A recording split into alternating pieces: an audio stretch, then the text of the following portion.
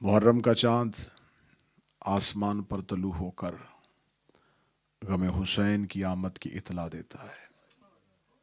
यकीनन थोड़ी देर बाद ये खबर आ जाएगी कि चांद हुआ या नहीं हुआ, लेकिन हमारे यहाँ ये एहतियात है कि हम एक भी लम्हा वो ज़ाया नहीं करते कि कहीं गम हुसैन हमसे दूर रह सके। तो आज की शब को भी अगर चांद हो या ना हो, हम गम हुसैन से, हुसैन के रोने से इसकी इब्तिदा करते हैं। अगर ये गुज़िश्ता साल की आखिरी शब है तो फिर भी गम हुसैन के नाम, अगर ये आने वाले साल की पहली शब है तो फिर भी हुसैन के नाम, क्योंकि आज की मजलिस का ताल्लुक़ मज़लूमियत के साथ होता है। इंशाअल्लाह अशरा मुहर्रम की मजालिस को मौजू के साथ कल से आपकी समातों को हदिया करेंगे। मेरे मौला इमाम सादिक अलैहिस्सलाम, अल्लाहुम्मा सल्लि अला मुहम्मद व आले मुहम्मद, मेरे मौला फरमाते हैं, मम बका ओ अबका ओ तबाका वजबत लहुल जन्ना, जो हुसैन मेरे जद को रोए, रुलाए, रोने वाली शक्ल बनाए, उस पर मैं मोहम्मद का बेटा कहता हूँ जन्नत वाजिब है। गम हुसैन की हल्का सा अज्र इमाम सादिक ने बताया कि जो हुसैन को रोए, मैं सादिकुल इतरत ये वादा करता हूं कि जन्नत की वादा नहीं, वाजिब है उसके साथ। मेरे मौला से पूछा गया, मेरे मालिक, कायनात में अल्लाह ने मज़हब इस्लाम की जितनी इबादत रखी हैं, वो नमाज हो, वो रोज़ा हो, वो ज़कात हो, वो हज हो, किसी इबादत का ये अजर नहीं जो हुसैन को रोने का अजर है। नमाज पहले पढ़ी जाती है, खुदा कहता क़यामत वाले दिन देखूंगा कबूल करनी है या नहीं करनी। रोज़ा जिंदगी में रखवाता है, फैसला क़यामत वाले दिन करेगा। हज दुनिया में करवाता है, कबूलियत का फैसला बरोज़े माशर करेगा। हर इबादत दुनिया में करवाई जाती है, फैसला क़यामत के रोज़ होगा। क्या है हुसैन का रोना, क्या है हुसैन पे गिरिया, कि आपने इसका वादा कर लिया कि मैं वादा करता हूं रोए, रुलाए, शक्ल भी बनाए तो मैं जन्नत वाजिब कर देता हूं। सादिकुल इतरत ने यूं ही साइल का यह सवाल सुना, इमाम ने फरमाया, काश तुम्हें खबर होती हुसैन को रोने की कीमत क्या है। तूने हुसैन के गिरिए का अजर इबादत के साथ कैसे किया? तुझे नहीं खबर, हुसैन ना होते ना नमाज होती, ना रोजा होता, ना ज़कात होती। इस्लाम के जितने अरकान तूने गनवाए हैं, इनमें से एक भी ना होता अगर हुसैन ना होता। तो मेरे मालिक, फिर आप ये कह दीजिए कि हुसैन अलैहिस्सलाम ने इस्लाम बचाया, हुसैन ने दीन बचाया, तो हुसैन ये कदर पा गया। आप तो अज़ादार की बात कर रहे हैं। अब मैं आज की पहली शब में आपको आपके आंसू की कीमत बताने लगा हूं, सादिकुल इतरत की जुबान से। उसने कहा, आपने कहा है कि गमे हुसैन, आपने ये तो नहीं कहा कि हुसैन की कुर्बानी नमाज से अफजल, हुसैन की कुर्बानी रोजे से अफजल। आपने कहा हुसैन को रोने वाले पे जन्नत वाजिब। तो एक आम अज़ादार को जन्नत सिर्फ आंसू पे क्यों दे रहा है? फरमाया, पूरे इस्लाम में कुछ भी ना होता अगर हुसैन ना होते, और अगर अज़ादार की आंख में आंसू ना होता तो करबला की तशहीर ना होती। पूरा इस्लाम अल्लाह ने बंद किया करबला में, करबला बंद की है अज़ादार के आंसू में। फिर लफ्ज़ सुनिएगा, पूरा इस्लाम करबला में, पूरी की पूरी करबला हुसैन के आंसू में।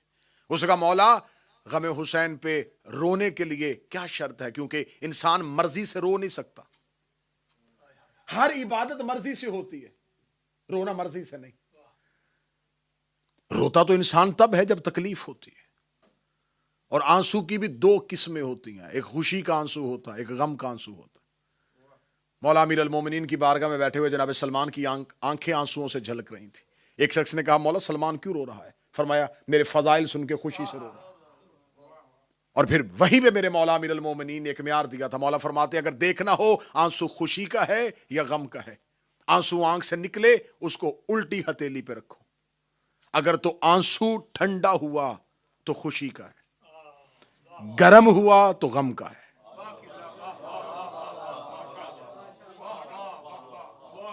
آنکھ سے نکلتے ہوئے آنسو کی ایسی وضاحت عین اللہ ہی کر سکتا ہے۔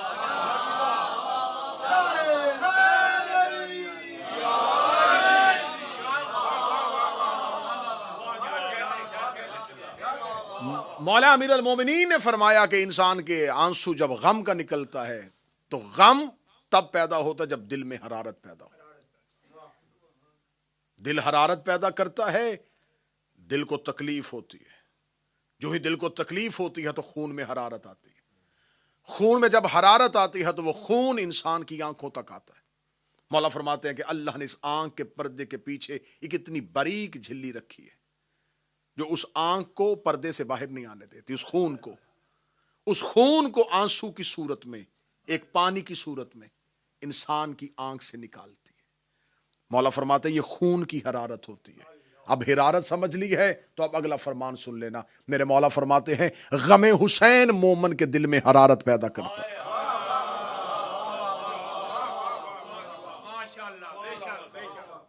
حسین کا غم مومن کے دل پہ حرارت پیدا کرتا ہے۔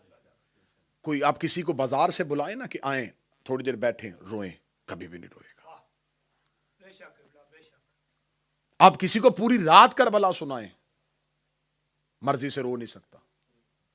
مومن کا دل صرف نام حسین کی نون ختم ہونے کا انتظار کرتا ہے اور آنکھ سے آنسو نکل آتا ہے۔ امام سے پوچھا گیا مولا حسین کو رونے کے لیے کیا چاہیے؟ امام نے فرمایا صرف رونے کے لیے ایک چیز چاہیے، شجرہ شریف ہونا چاہیے، تاکہ تمہیں حسین کی غربت کا اندازہ ہو سکے۔ میرے مالک یہ کون روتے ہیں؟ فرمایا علی کے شیعہ۔ مولا یہ علی کے شیعہ کیسا بنتا ہے؟ فرمایا علی کا شیعہ مرضی سے نہیں بنتا، اللہ بنا چکا ہے۔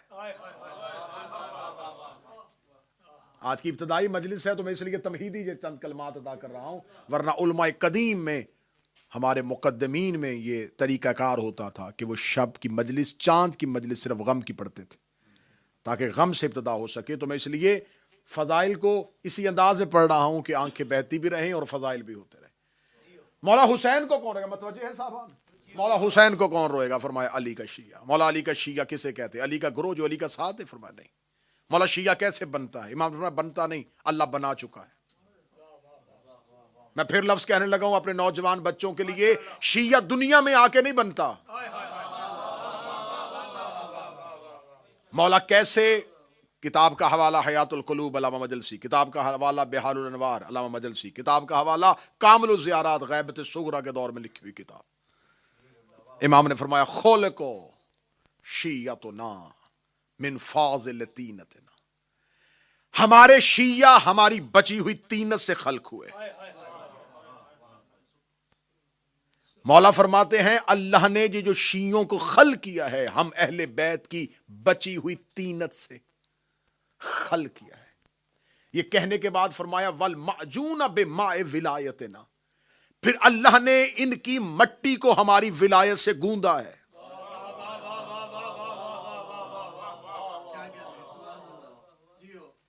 ان کو خلق کیا تھا ہماری بچی ہوئی طینت سے، ان کی مٹی کو گوندا ہے ہماری ولایت کے پانی سے۔ گوندنے کا، جب بھی آپ گوندنے کی بات کریں گے تو پہلا ذہن میں آئے گا کہ آٹا گوندا جاتا ہے۔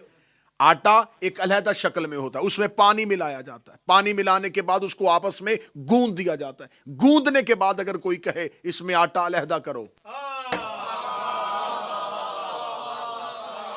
پانی علیحدہ کرو، ابتدائی مجلس ہے تھوڑا بولیے گا، آٹا علیحدہ کرو، پانی علیحدہ کرو، کوئی کہے گا ناممکن ہے، اب چاہے کوئی بھی سائنس اور ٹیکنالوجی آ جائے اس کو علیحدہ نہیں کر سکتی، کیونکہ اس کو آپس میں گوند دیا گیا ہے۔ معصوم فرماتے ہم نے اپنے شیعوں کی خلقت میں اپنی ولایت کا پانی شامل کیا ہے، یہ کر سکتے ہیں، علی ولی اللہ نہیں چھوڑ سکتے۔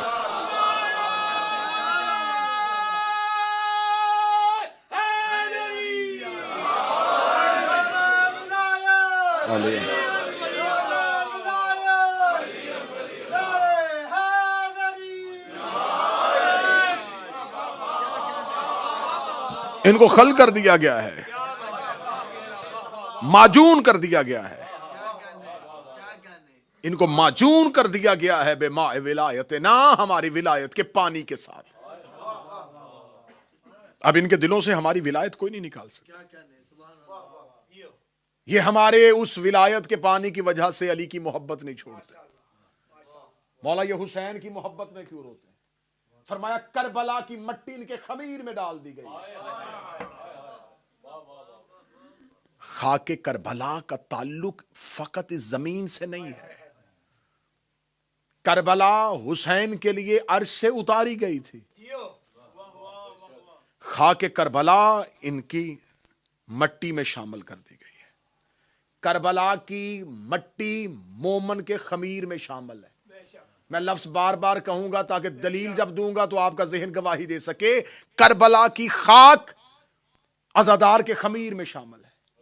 اور آج بھی معجزہ ہے کہ کربلا کی خاک جہاں بھی ہوتی ہے 10 محرم کو سرخ ہو جاتی ہے.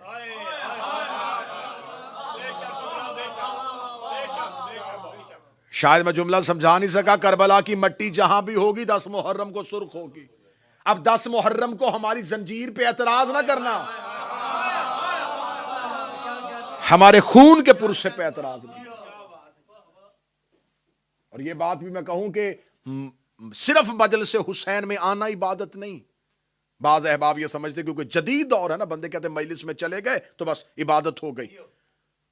میں پھر امام صادق کا فرمان پڑھنے لگا. میرے مولا نے کہا صرف مجلس حسین میں نہ بیٹھا کرو, حسین کا ماتم بھی کیا کرو.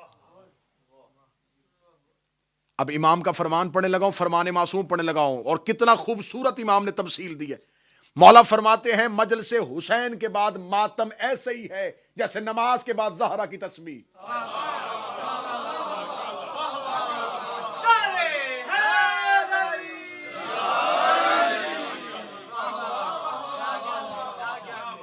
جیسے نماز کے بعد تسبیح زہرا کی حیثیت ہے, ویسی ہی مجلس شبیر کے بعد ماتم شبیر کی حیثیت.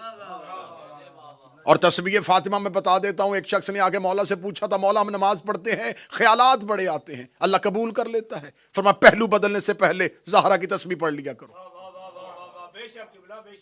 اب میں فرمان معصوم پڑھنے لگا. مولا نے فرمایا نماز اگر قبول کروانی ہے تو نماز اگر خیالات سے بھری بھی تھی, پہلو بدلنے سے پہلے تسبیح زہرا پڑھ لیا کرو. مولا تسبیح زہرا پڑھیں گے نماز قبول ہو جائے گی. فرمایا تمہاری زخمی نماز کی چادر کا نام زہرا کی تسبیح ہے. زخمی نماز کو چادر زہرا ڈھانپ, تو یہ تسبیح زہرا تمہاری نماز کو ڈھانپ لیتی ہے. معصوم فرماتے ہیں صرف مجلس نہیں, ماتم.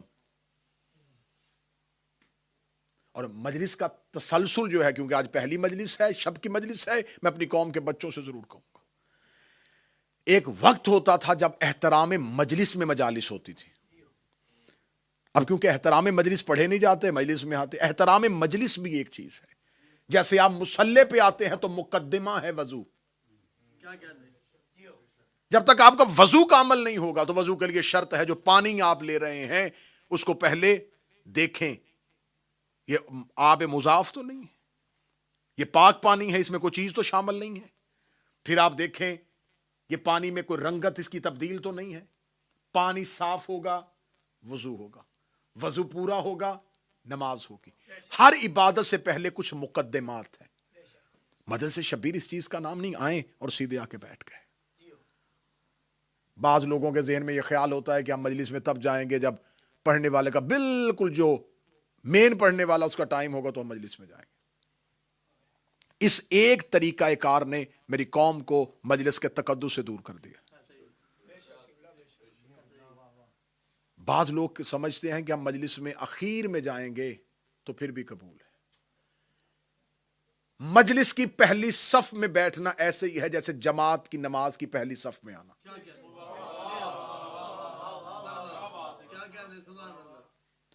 جیسے پہلی جماعت کی صف کی نمازی کی حیثیت ہوتی ہے, پہلی مجلس شبیر میں پہلے آنے والے کی حیثیت ہوتی ہے.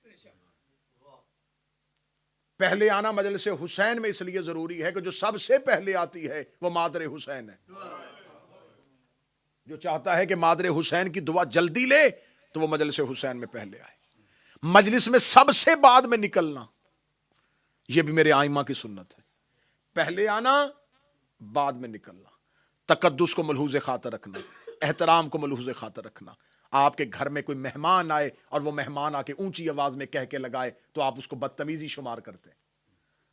وہ آپ کے گھر میں بیٹھ کے فضول باتیں کرے تو آپ کو لغویات بکنے والا بدتمیز لگتا ہے. تو یہ امام بارگاہ جو ہے یہ حسین کا گھر ہے. ان 9 دنوں میں یہ احتیاط کیجئے گا کہ آپ نے اپنی ذاتی گفتگو کرنی ہے امام بارگاہ کی حدود سے باہر. جب تک حسین کی مجلس والی جگہ پہ ہیں تو صرف حسین کے لیے بیٹھے. کوئی باتیں غیر ضروری تو نہیں لگ رہی سر؟ یہ حسین علیہ السلام کا فیض ہے ہم پر کہ مجلس حسین میں اس نے ہمیں بلایا، اور مجلس حسین میں نمازی بڑے سے بڑا نمازی بھی ہو اس کی نماز تصورات سے خالی نہیں ہے. نماز میں تصور کیوں آتے ہیں؟ کہتے ابلیس گمراہ کرنا شروع کر دیتا ہے. لے میں منبر کے تقدس کی قسم کھا کے کہتا ہوں، نمازی نماز میں خیالات میں جاتا ہے، ماتمی مجلس حسین میں خیالات میں نہیں جاتا. جو تصور نماز میں آیا تھا وہ مجلس میں کیوں نہیں آیا؟ اس کا مطلب ہے کہ ابلیس مصلی تک آ جاتا ہے، مجلس حسین میں نہیں آتا.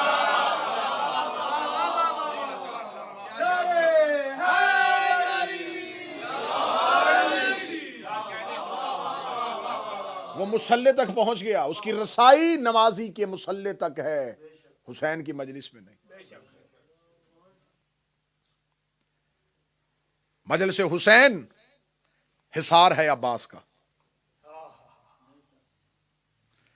چلے میں جملہ آ گیا کیونکہ علم کشائی کی مجلس ہے، تو انشاءاللہ جب مجالس میں ہوں گے تو پھر حضرت عباس کے تذکرے میں تفصیلی حضرت عباس کا تذکرہ کروں گا. میرے مولا سرکار باب الحوائج ابو الفضل العباس شب عاشور 9 لاکھ نے سوچا کہ ہم حسین پہ رات کو حملہ کر دیں. شب عاشور فوجی اشقیاء سے یہ بات آئی کہ ہم حسین پہ رات کی تاریکی پہ حملہ کر دیں. خیام حسینی سے اکیلے عباس چلے. حضرت عباس گئے اور حضرت عباس نے جا کے، اس سے پہلے 7 محرم فوجی اشقیاء کا دعویٰ تھا کہ ہم حسین کے خیام پہ حملہ کریں گے. 7 محرم کا عباس پڑھوں پھر شب عاشور کا عباس سن لینا. حضرت عباس جب پہنچے تو فرات کے گھاٹ پہ، کتابیں کہتی ہیں فرات کے گھاٹ پہ اس وقت 30,000 یزیدی لشکر جو تھا وہ فرات کی گھاٹ پہ قبضہ کر گیا. حضرت عباس اکیلے آئے، 30,000 نے فرات کا گھاٹ قبضہ کیا ہوا ہے اور ارادہ کیا تھا حسین پر حملہ کرنا. حضرت باب الحوائج ابو الفضل العباس آئے اور اپنے گھوڑے سے اپنے نیزے کو زمین پہ رکھا، اپنے نیزے کی انی کے ساتھ کربلا کی ریتی پہ خط کھینچا. خط کھینچ کے عباس کہنے لگے حسین تک جانا تو بہت دور کی بات ہے، ہمت ہے تو اس خط کو پار کر کے دکھا. تم میں جرت ہے تو اس لکیر کو پار کرو، تم میں ہمت ہے تو اس خط کو جو میں نے کھینچا ہے اس کو پار کر کے دکھاؤ. ہمت ہے تو اس لکیر کو پار کرو، ہمت ہے تو اس لکیر کو پار کرو. معصوم سے پوچھا گیا تھا، عباس نے وہاں پر ایک خط کھینچا تھا، وہ خط ختم ہو گیا؟ فرمایا عباس کا کھینچا ہوا خط کبھی بھی ختم نہیں ہوتا، عباس کی کھینچی ہوئی لکیر آج بھی ہے. فرمایا وہ لکیر کہاں ہے؟ فرمایا مجلس حسین کے باہر عباس کا کھینچا ہوا خط ہے. دشمن آنا بھی چاہے تو نہیں آ سکتا. اب منتیں نہ کیا کرو کہ ماتم دے آ جاؤ، مجلس میں آ جاؤ. جسے عباس روک لے اسے کوئی نہیں بلا سکتا.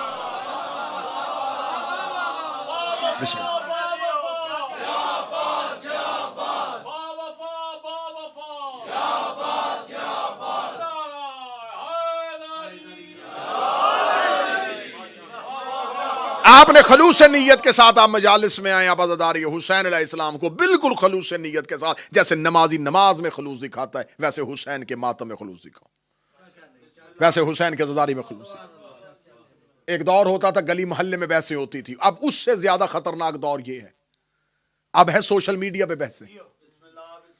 اعتراض کرنے والے کا چہرہ بھی نظر نہیں آتا، اور جہاں چہرہ نظر نہ ہو وہاں آنکھوں کی دید اور شرم بھی ختم ہوتی ہے. 200-250 سوالات کم از کم ایسا ہے جو دشمن تیار کر کے بیٹھا ہوتا ہے محرم سے پہلے. جو ہی محرم کی آمد آتی ہے میری قوم کا بچہ کوئی پوسٹ لگاتا ہے، کوئی اسٹیٹس لگاتا ہے، نہیں کالے کپڑے قرآن میں کہاں، ماتم قرآن میں کہاں لکھا ہے، زنجیر قرآن میں کہاں لکھی. میں اپنی قوم کے بچوں کو آج ہی جواب دے دیتا ہوں. جو یہ پوچھے نا قرآن میں کہاں لکھا ہے، اسے پوچھو کہ کیا آپ سب کچھ وہی کرتے ہیں جو قرآن میں لکھا ہے؟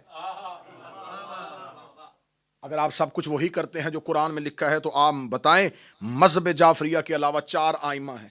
ان چاروں کے نام قرآن میں کہاں ہیں؟ ان چاروں کی فقہ قرآن میں کہاں ہے؟ 57 اسلامی ملک ہیں، ان کے نام قرآن میں کہاں ہیں؟ ان کے اندر جو قانون پاس ہے وہ آئین کہاں ہے؟ جو آج اسلامی نظام قائم ہے وہ نظام قرآن میں کہاں ہے؟ چھوڑ دو دنیا داری کی باتیں، نماز کی رکعتیں قرآن میں کہاں ہیں؟ رکوع میں کتنی دیر رکنا یہ قرآن میں کہاں ہے؟ سجدے میں قرآن کا حکم کہاں ہے؟ زکوٰۃ کتنی بھیڑ پہ، کتنی بکریوں پہ، کتنی سونے پہ، چاندی پہ قرآن میں کہاں ہے؟ کعبے کے 7 چکر قرآن میں کہاں ہے؟ صفا مروہ کی صحیح قرآن میں کہاں ہے؟ منع میں جانا قرآن میں کہاں ہے؟ عرفات میں رکنا قرآن میں کہاں ہے؟ مزدلفہ میں جانا قرآن میں کہاں ہے؟ اگر یہ ساری چیزیں قرآن میں نہیں ہیں تو پھر کام کیوں کر رہے ہو؟ کہتے ہیں یہ قرآن میں نہیں ہے، قرآن میں ہمیں نظر نہیں آ رہی لیکن ہمارا اس پہ یقین ہے۔ اچھا چلو ٹھیک ہے، جو قرآن میں آج ہم سے میری قوم کے بچوں سے پوچھتے ہیں یہ بھی قرآن میں نہیں ہے، یہ بھی قرآن میں نہیں ہے، یہ بھی قرآن میں نہیں ہے، تو جو کچھ قرآن پہ لکھا ہے اس پہ سارے عمل کر رہے ہو؟ قرآن میں لکھا ہے کہ جھوٹ نہیں بولتے، تو کیا سارے مسلمان ایسے ہیں جو جھوٹ نہیں بولتے؟ قرآن میں لکھا ہے حسد نہیں کرتے، کیا سارے ہی ایسے ہیں جو حسد نہیں کرتے؟ غیبت نہیں کرتے، مال حرام نہیں کرتے، جو کچھ قرآن میں حکم ہے وہ کیا سارا کچھ سارے کرتے؟ اس کا مطلب ہے کہ تجھے شریعت سے محبت نہیں، حسین سے دشمنی ہے۔ تجھے دین سے محبت نہیں، تجھے حسین سے دشمنی ہے۔ یہ قرآن میں کہاں لکھا ہے؟ یہ قرآن میں لکھا ہے۔ اللہ صرف حکم دیتا ہے، تشریع رسول کرتا ہے۔ بس میں آخری بات کہنے لگا ہوں، اللہ صرف حکم دیتا ہے، تشریع رسول کرتا ہے۔ خدا نے صرف حکم دیا اقیموا الصلاۃ، بس نماز قائم کرو۔ اب اتنے میں کہہ رہا ہوں کہ صرف باب الصلاۃ، کتاب الصلاۃ اگر اٹھا لیا جائے تو الماریاں بھری ہوئی ہیں علماء کی۔ خدا نے صرف اتنا کہا ہے کہ نماز پڑھو، آگے مولویوں کی بحثیں کتنی پڑھنی ہے، نماز اجارہ کون سی ہے، نماز عہد کون سی ہے، نماز میت کون سی ہے، غصبی جگہ پہ کیسے ہوتی ہے، ڈوبتے ہوئے کیسے نماز ہوگی، اشارے سے نماز کیسے ہوتی ہے، اندھے کی کیسے ہوگی، گونگے کی کیسے ہوگی، مسافر کی کیسے ہوگی، قصر کون سی ہوتی ہے، قضا کون سی ہوتی ہے۔ یہ تو پورا کا پورا باب کھول دیا ہے، قرآن میں تو کہیں نہیں تھا۔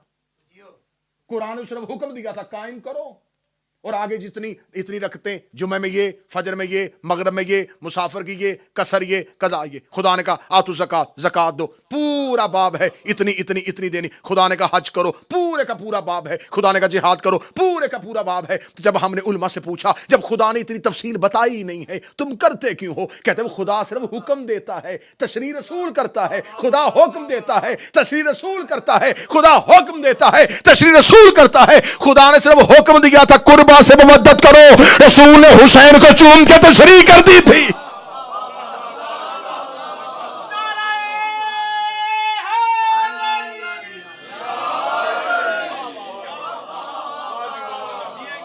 جیسے صرف اللہ نے نماز کا حکم دیا، تشریع رسول نے کی، روزے کا حکم دیا، تفسیر رسول نے بتائی۔ خدا نے صرف یہ کہا تھا قربا سے مودت کرو، حسین کو کاندھوں پہ اٹھا کے، سینے سے لگا کے، ممبر پہ زانو پہ بٹھا کے، سجدے میں پشت پہ لا کے، چوم کے، احترام کر کے رسول نے تشریح بتا دی ہے۔ اب یہ اعتراض کرنا کہ یہ قرآن میں کہاں ہے، یہ قرآن میں کہاں ہے، یہ قرآن میں کہاں ہے، جو قرآن میں نظر آ رہا ہے اسے مسلمان مان نہیں رہے، جو چھپا ہوا ہے اسے ڈھونڈ رہے ہیں۔ میں پھر جملہ کہوں گا، شاید آپ بے نیازی میں جملہ کھا گئے، میں پھر جملہ کہنے لگا ہوں، جو نظر آ رہا ہے قرآن میں مسلمان مان نہیں رہے، جو چھپا ہوا ہے اسے ڈھونڈ رہے ہیں۔ جو نظر آ رہا ہے اسے مان نہیں رہے، جو چھپا ہوا ہے اسے ڈھونڈ رہے ہیں۔ جو نظر آ رہا ہے اسے مان نہیں رہے، جو چھپا ہوا ہے اسے ڈھونڈ نہیں رہے۔ اب بھی میرا خیال ہے 4 لوگوں کو سمجھ آئی، باقی بندے چپ ہیں۔ جو قرآن میں نظر آ رہا ہے اسے مان نہیں رہے، جو چھپا ہوا ہے اسے ڈھونڈ رہے ہیں۔ جو غدیر میں نظر آ رہا تھا اسے مان نہیں رہے تھے، جو غیبت میں ہے اسے ڈھونڈ رہے ہیں۔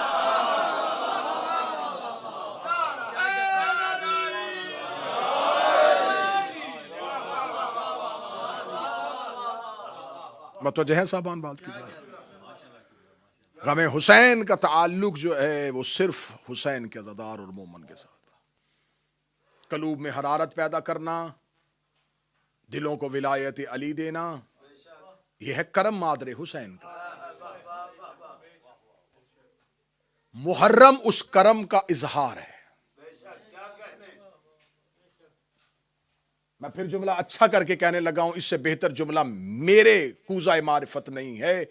محرم ہماری خلقت کے مقصد کا اظہار ہے۔ مولا حسین عزت عطا فرما۔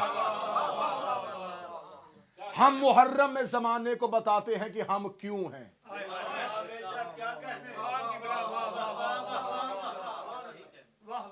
ہم عزاداری برپا نہیں کر رہے، عزاداری ہمیں زمانے میں متعارف کروا رہے ہیں۔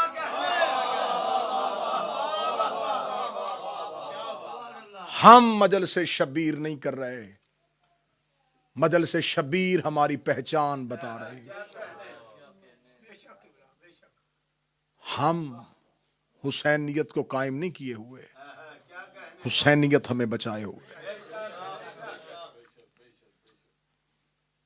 کلو شائن یرجعو الی الاصل، ہر چیز اپنے اصل کی طرف پلٹتی ہے۔ یہ قانون ہے، یہ لا ہے کہ ہر چیز اپنے اصل کی طرف پلٹے گی۔ آپ مٹی کا ڈھیلا اٹھائیں، ہوا میں اڑائیں، وہ نیچے آئے گا، کیونکہ اس کا مرکز نیچے ہے۔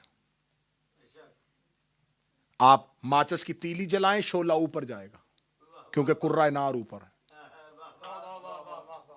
جو چیز جس مرکز سے ہو اس کی طرف پلٹتی ہے۔ مومن مرضی سے مجلس میں نہیں آتا،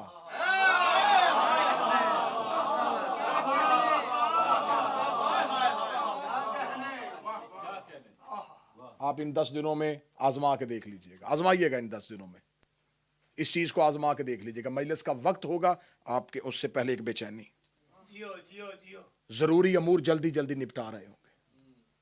میں ممبر کے تقدس اور مولا عباس کا علم ضامن ہے، میں گواہی بنا کے کہہ رہا ہوں، اتنا لوگ خوشیوں کا انتظار نہیں کرتے جتنا حسین کے عزادار رونے کا انتظار کرتے۔ انسانی فطرت ہے، انسان غم سے گھبراتا ہے۔ اسے پتا چل جائے فلاں جگہ پہ غم کی محفل ہے، وہ کبھی نہیں جائے گا، نہیں یار، دل پریشان ہو جائے گا۔ آپ آزمائیے گا، ان 10 دنوں میں آپ مجلس کے بغیر رہ ہی نہیں سکتے۔ جتنے بھی ضروری کام ہو، بندہ کہتا ہے یار جلدی جلدی ختم کرو، جلدی جلدی ختم کرو۔ چھوٹے چھوٹے بچے لے کے مائیں سخت موسم میں گھروں سے نکلتی ہیں۔ مجھے حسین کی قسم، لوگ یہ سمجھتے ہیں شاید ہم مجلس میں جا رہے ہیں، حسین کی ماں دروازے پہ کھڑی ہو کے تمہیں آواز دے رہی، تمہیں بلایا جاتا ہے، حسین کی ماں نام لے لے کے بلاتی ہے۔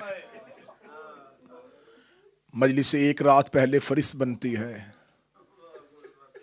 حسین کا بیٹا اور حسین کی بہن فرشت بناتی ہے۔ جب مومنین مجلس میں آتے ہیں، دروازے پہ سجاد استقبال کرتے ہیں۔ پلٹ کے آ گئے تھے مدینے واپس، آباد ہو گیا تھا مدینہ۔ منہال کوفی آیا مولا سجاد کے پاس، اس نے کہا مولا مجھے خبر ہوئی آپ بہت روتے، مولا کربلا نے آپ کو ضعیف کر دیا، لیکن مولا ہم کیا کریں، میں اجازت لینے کے لیے آیا ہوں، میرا بیٹا جوان ہے، کربلا کے بعد میرا جی نہیں کرتا کہ ہم کوئی خوشی کریں۔ میں نے جملہ چھپایا تھا، اب اگر تم ہائے کہہ سکو تو میں جملہ بدلتا ہوں۔ منہال کہتا اکبر کے بعد جی نہیں کرتا کہ بیٹے کی شادی، مولا اکبر و قاسم کے بعد جی نہیں کرتا بیٹوں کی شادیاں کریں۔ اے میرا مولا پوچھنے آیا ہوں، اجازت ہے میں بیٹے کی شادی کر دوں؟ ہاں ہاں منہال، یہ واجبات میں سے ہے، منہال جلدی کرو۔ میرے مولا پھر ایک حسرت ہے، آپ آئیں گے؟ جو ہی منہال نے مولا سجاد سے کہا نا آپ آئیں گے، سجاد رو کے کہتے ہیں کربلا کے بعد خوشیاں؟ جب سے میرا اکبر گھوڑے کی زین سے گرا مجھے خوشیاں اچھی نہیں لگتی۔ منہال کہتا مولا پھر ٹھیک ہے، میں بیٹے کی شادی نہیں کروں، مولا جب تک آپ نہیں آئیں گے۔ مولا سجاد رو کہتے اچھا اگر تیری ضد ہے، تو نے اتنی محبت سے کہا ہے، پھر ایک میری بھی بات مان۔ مولا حکم فرمایا اپنے بیٹے کی شادی پہ غریب کی مجلس کا اہتمام کر۔ میں گھر سے مجلس کے لیے آؤں گا، منہال ہمیں اچھا نہیں لگتا تیرے گھر میں خوشی ہوگی اور وہاں رونا ہو۔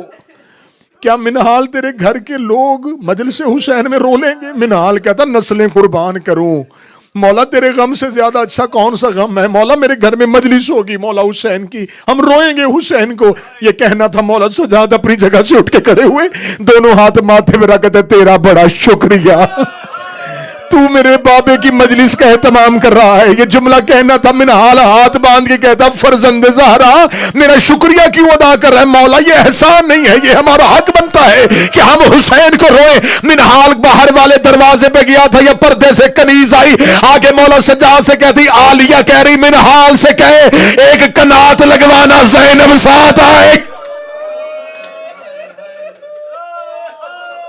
منہال سے کہے پردے کا اہتمام کرنا، میں زینب ہی ساتھ آؤں گی۔ جب کہا نا میں زینب ساتھ آؤں گی، تڑپ گیا منہال، رو کہتا مولا علی کی بیٹی میرے گھر، علی کی بیٹی میرے گھر۔ منہال جہاں مجلس ہوگی وہاں ہم جائیں گے۔ بس عزادار و منہال نے مجلس حسین کا انتظام کیا، لوگ مجلس میں آ کے بیٹھ گئے۔ منہال بار بار باہر والے دروازے کو دیکھ رہے، مجلس کے آغاز میں تکیے لگا کے بیٹھا تھا۔ آخر جب مجلس اپنے وسط میں پہنچی، منہال سر جھکا کے کہتا صدیقہ ماں کا بیٹا ہے، وعدہ کیا تھا آؤں گا، اللہ جانے کون سی غلطی ہو گئی ہم سے جو غریبوں کے گھر امام نہیں آیا۔ منہال یہ کہے کہ اٹھ کے باہر کی طرف گیا تو کوئی شخص ہے جو وہاں بیٹھا ہے جہاں لوگوں نے اپنے جوتے اتارے۔ منہال ہاتھ پکڑ کے کہتا مسافر آگے جا کے بیٹھ۔ اتنا جملہ کہنا تھا، یا سید الساجدین نے اپنے چہرے سے رومال ہٹایا، رو کے فرمایا منہال جب سے مجلس کا آغاز ہوا میں سجاد آ گیا ہوں، میں ان کا شکریہ ادا کرنے آیا ہوں جو میرے بابے کو رونے کے لیے آئے۔ غم حسین حسرت ہے، چاند طلوع ہو جائے تو غربت میں دیکھنا، بس چاند کو دیکھ کے ایک ذہن میں بہت لینا، یہ چاند کس کس نے کہاں کہاں دیکھا۔ حسین نے سفر میں دیکھا، زینب نے محمل میں دیکھا، اصغر نے ماں کی گود میں دیکھا، اکبر نے گھوڑے کی زین پہ دیکھا، عباس نے ریت پہ گر کے دیکھا، صغرا نے مدینے میں دیکھا۔ جو ہی آسمان پہ محرم کا چاند دیکھا، میرے مولا حسین سفر میں تھے۔ جو ہی محرم کا چاند آسمان پہ آیا، آج چاند ڈھونڈنا مشکل ہے، اس دور میں ریگستان صحراؤں کا سفر، دور سے چاند کی حسین کی نظر پڑی، میرے مولا نے اپنی سواری چھوڑی، سواری کو وہیں پہ چھوڑ کے حسین نے سر سے امامہ اتارا۔ حسین چاند کی طرف دیکھ کے اپنے گریبان کو کھولتے ہوئے کہہ رہے تھے اِنَّ لِلَّهِ وَإِنَّا إِلَيْهِ رَاجِعُونَ، اِنَّ لِلَّهِ وَإِنَّا إِلَيْهِ رَاجِعُونَ، اِنَّ لِلَّهِ وَإِنَّا إِلَيْهِ رَاجِعُونَ پڑھتے ہوئے 7 بار حسین نے اِنَّ لِلَّهِ پڑھا۔ 7 قدم چلا تھا رسول کا بیٹا، یا علی کی بیٹی کی آواز آئی اماں فضہ جلدی کر عباس کو بلا۔ بی بی فضہ نے آواز دی عباس آقا زادی بلا رہی ہے۔ عباس جلدی سے بی بی کے محمل کے قریب آئے، جی شہزادی، رو کے کہتی عباس پتہ کر میرا حسین کہاں ہے، میرا جی گھبرا رہا ہے۔ فرمایا بی بی کیوں حسین کو ڈھونڈ رہی ہیں؟ مولا حسین ابھی گھوڑے کی زین سے اتر کے گئے ہیں۔ بی بی رو کے کہتی ہے اللہ جانے تھوڑی دیر سے میرے کانوں میں میری ماں کے رونے کی آواز آ رہی ہے، تھوڑی دیر گزری ہے میری ماں کے رونے کی آواز آ رہی ہے، میرے حسین کو بلاؤ۔ عباس روتے ہوئے وہاں گئے جہاں کریم کربلا تھا۔ مولا عالیہ نے تجھے بلایا ہے۔ حسین الٹے قدموں سے چلے، محمل کے قریب آ کے بول علی کی بیٹی کیوں بلایا ہے؟ رو کے فرمایا حسین اپنا سر میرے محمل کے اندر لا۔ حسین کا سر محمل کے اندر آیا، علی کی بیٹی نے حسین کے گلے میں باہیں ڈالی، ماتھا چوم کے کہتی سچ بتا رویا کیوں تھا، سچ بتا رویا کیوں تھا؟ حسین رو کے کہتے زینب محرم کا چاند طلوع ہو گیا ہے، رو کے کہتی جب سے یہ چاند طلوع ہوا ہے، بار بار میری چادر سر سے اتر رہی۔ حسین کہیں یہ تیرے اجڑنے کا چاند تو نہیں؟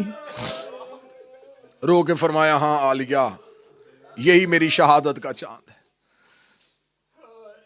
اب اگلی سطر سننا، جو بہنوں کے بھائی بیٹھے ہو۔ بی بی نے کہا کون سا چاند ہے؟ فرمایا محرم کا۔ حسین یہ وہی چاند ہے جس کی نانا نے خبر دی تھی۔ عالیہ یہ وہی چاند ہے۔ یہ وہی چاند ہے جس کی بابے نے خبر دی تھی۔ عالیہ یہ وہی چاند ہے۔ بھائی ہاسپٹل میں بیمار ہو نا تو کوئی بہن کو کہہ دے کہ اب اس کی زندگی کے دن ختم ہونے والے ہیں، اس بہن سے لمحہ نہیں گزرتا۔ اگلی سطر ہائے کہہ کے سننا۔ جب عالیہ کو یقین ہو گیا یہ وہی چاند ہے، رو کہتی حسین بتا کتنی راتیں رہ گئی؟ حسین رو کے کہتے 9 راتوں کا مہمان ہے تیرا بھائی۔ تڑپ گئی مصطفیٰ کی بیٹیاں، رو کے کہتی ہے حسین تھوڑی راتیں رہ گئی ہیں، حسین اب میری منت ہے، حسین میرے محمل سے دور نہ جانا، حسین میں بار بار تیرا چہرہ دیکھوں، حسین میرا تیرے بغیر اب جی نہیں لگے گا، حسین میں بار بار تیرا چہرہ دیکھوں۔ مدینے کے لوگ کہتے ہم محرم کا چاند آسمان پہ نہیں دیکھتے تھے، جعفر صادق کے گھر سے رونے کی اتنی آوازیں آتی تھی، ہمیں یقین ہو جاتا تھا کہ محرم کا چاند طلوع ہو گیا ہے۔ ایک شخص یمن کا رہنے والا مدینے میں چادروں کا کاروبار کرتا تھا، وہ کہتا کہ میں نے خود دیکھا کہ اللہ جانے کوئی ایک ایسی رات آئی ہے، میں نے مدینے کی گلیوں میں بھگدڑ مچی ہوئی دیکھی، لوگ تیز قدموں سے دوڑتے ہوئے جا رہے تھے، میں نے ایک بندے کا ہاتھ پکڑ کے پوچھا کہاں جا رہے ہو؟ کہنے لگا دیکھ نہیں رہا کون سا چاند طلوع ہو گیا ہے، ہم جعفر صادق کو اس کے بابے کا پرسہ دینے جا رہے ہیں۔ وہ کہتا میرا پہلا سال تھا مدینے میں، میں بھی اس قافلے میں اسی کے ساتھ چل پڑا، میں بھی اس رش میں ان کے ساتھ چل پڑا، میرے ذہن میں رستے میں خیال تھا مدینے میں جعفر صادق کی حویلی ہوگی، امام اپنی حویلی پہ اپنے مسند پہ بیٹھے ہوں گے، ہم میں جا کے ان کے بابا کا پرسہ دوں گا۔ وہ کہتا جب میں مولا جعفر صادق کے دروازے پہنچا، میں کاش وہ منظر اپنی آنکھوں سے نہ دیکھتا، میں نے دیکھا کہ لوگوں کا حلقہ بتا ہوا ہے، میں اس حلقے میں سے امام کے ڈھونڈ رہا تھا، جو ہی میں امام کو تلاش کرتے کرتے میری نظر پڑی، ان لوگوں کے حلقے میں کوئی ایک شخص ہے جو زمین پہ ایسے تڑپ رہا ہے جیسے مچھلی بغیر پانی کے تڑپتی ہے، اس کے سر پہ امامہ کوئی نہیں ہے، وہ ایڑیاں رگڑ رہا ہے۔ میں نے ایک شخص سے پوچھا یہ کون ہے؟ آواز ہے یہی تو جعفر صادق ہے۔ جعفر صادق کا نام آنا تھا، قدموں میں بیٹھ کر مولا تو اتنا بے چین ہو کے کیوں رو رہا ہے؟ فرمایا یحییٰ وہ چاند طلوع ہو گیا ہے جس نے میرا گھر اجاڑ دیا، یحییٰ وہ چاند طلوع ہو گیا ہے جس نے ہمارا گھر اجاڑ دیا۔ آپ آئمہ کی سیرت اٹھا کے دیکھیں، آپ کے آئمہ محرم مناتے کیسے تھے؟ میرے 9ویں امام نے اپنے 10ویں امام بیٹے کو وصیت میں کہا تھا منا میں پیسے دے کے عزاداری کا اہتمام کروانا، کوئی رونے والا نہ ملے، کوئی غلام اکٹھے کر لینا، ان کو اجرت دے کے کہنا حسین کو رو۔ یہ میرے 9ویں امام کی وصیت ہے۔ 10ویں امام سے کہا منا میں حج کے دنوں میں اگر کوئی شیعہ نہ ملے حبشی غلام بلا لینا، انہیں پیسے دے کے کہنا ہائے حسین کہہ کے روئے، حج میں میرے بابے کی غربت چھپنے نہ دینا۔ 7واں شہنشاہ بغداد کے قید خانے میں محرم کی 10 راتیں زنجیروں سر پہ مار کے روتا تھا۔ میرے 8واں شہنشاہ خراسان کا والی محرم کا چاند طلوع ہوا، میرے 8ویں مولانا کا کوئی دیبل کو بلاؤ، ایک شخص دوڑا ہوا دیبل تجھے امام رضا نے بلایا۔ دیبل تیز قدموں سے چلا، جو ہی امام کے دروازے پہ پہنچا، کتاب میں نہ ہو میں زہرا کا مجرم، جو ہی دیبل دروازے پہ آیا امام رضا اپنی جگہ سے اٹھے، دروازے کی طرف تیز قدموں سے دوڑے، دیبل کے گلے میں باہیں ڈال کے کہتے میری دادی زہرا کے مددگار، اے میری ماں فاطمہ زہرا کے مددگار، تجھ میں میرا سلام، یا ناصر امنا، اے میری دادی زہرا کے مددگار تجھ میں میرا سلام۔ دیبل تڑپ گیا، دیبل تو نے کوئی میری جد کا مرثیہ لکھا ہے؟ دیبل کہتا رات ہی نیا مرثیہ لکھا ہے۔ امام کہتے جلدی سنا، میں حسین کو رونا چاہتا ہوں۔ دیبل منبر پہ آیا، دیبل ممبر کے قریب کھڑا ہو کے مرثیہ پڑھنے لگا. امام کی آواز رک, ممبر پہ بیٹھ. دیبل تڑپ کے کہتا آپ کہاں بیٹھے؟ پہلی رات ہے, ہائے حسین کہہ کے رو لینا. مولا آپ کہاں بیٹھیں گے؟ فرمایا میں تیرے سامنے زمین پہ بیٹھتا ہوں. دیبل کہتا میری جرت ہے زہرا کا بیٹا زمین پہ بیٹھے, میں ممبر پہ بیٹھ جاؤں؟ امام نے فرمایا میں حکم دیتا ہوں تو ذاکر حسین بن, میں عزادار حسین بنتا ہوں. تو تھوڑی دیر ذاکر شبیر بن, مجھے حسین کا عزادار بننے دے. دیبل کہتا حکم امام تھا مجھ پہ واجب ہو گیا, میں ممبر پہ آیا. دیبل نے وہ مرثیہ پڑھا جو آج بھی عربوں میں مشہور ہے, مشہور ترین دیبل کا مرثیہ, مشہور ترین مرثیہ, اے زہرا تیرا چمن اجڑ گیا. اسی مرثیے کو حماد اہل بیت شہید محسن نقوی نے اپنے منظوم کلام میں لکھا تھا, زہرا تیری کلیوں کا صحرا میں بکھر جانا. دیبل نے ممبر پہ آ کے کہا اے فاطمہ زہرا تیرا بھرا چمن اجڑ گیا, اے سیدہ تیرے گلستان کو نظر لگ گئی, اے بی بی تیرے پھول اور تیری کلیاں بکھر گئیں. یہ کہہ کے دیبل نے اگلا شعر پڑھا, بی بی میرا سلام تیرے بیٹے حسن کو جسے تیروں کا کفن پہنایا گیا, بی بی میرا سلام تیرے بیٹے حسین پہ جس کی لاش کو گھوڑوں کے سموں سے پمال کیا گیا, بی بی میرا سلام تیرے بیٹے سجاد پہ جسے ماں کے ساتھ قید کر کے بازاروں میں پھرایا گیا, بی میرا سلام تیرے بیٹے باکر پہ جسے کم سنی میں قید کیا گیا, بی میرا سلام تیرے بیٹے جعفر صادق پہ جسے مدینے میں غربت کی زہر دے کے مارا گیا, بی میرا سلام تیرے بیٹے موسی کاظم پہ جسے بغداد کے قید خانے میں قیدی کیا گیا. یہ مرثیہ ختم کر کے دیبل روتا ہوا ممبر سے نیچے اترا. امام رضا نے اپنے ہاتھ سے ایک شعر لکھا, شعر لکھے گا دیبل اپنے مرثیے میں آج سے شعر کا اضافہ کر دے. دیبل ممبر پہ آیا, دیبل نے شعر پڑھا, بی میرا سلام تیرے اس بیٹے پہ جو توس میں غربت کی حالت میں دفن ہو جائے گا. یہ جملہ پڑھنے کے بعد دیبل رو کہتا مولا مجھے تو نہیں پتا فاطمہ کا کوئی بیٹا توس میں بھی دفن ہے. امام رضا نے گریبان کے بٹن کھولے, روکا یہ تیرا وہ غریب امام ہے جو توس میں اکیلا دفن ہو جائے گا. دیبل نے دوبارہ شعر پڑھا, مجلس کا ماحول تبدیل ہو گیا, لوگوں کو غش آنا شروع ہو گیا. دیبل دوسری بار شعر پڑھنے لگا, یا عورتوں کی طرف سے کنات پھٹی, ایک سفید سر والی کنیز روتی ہوئی آئی. روکا دی دیبل دوبارہ شعر نہ پڑھنا, جب سے تو نے شعر پڑھا ہے کبھی رضا کی کوئی بہن بے ہوش ہو رہی ہے, کبھی رضا کی کوئی بہن بے ہوش ہو رہی. آؤ پہلی رات مولا سے کہے اے مولا رضا تیری بہنوں نے تیری شہادت کے شعر سنے تھے اور وہ گھر میں بے ہوش ہو گئی. حسین کی 3 سگی بہنیں 70 قدم کے فاصلے پہ قاتل سے کہہ رہی تھی خنجر آہستہ چلا, حسین کی رگیں خشک ہو گئی.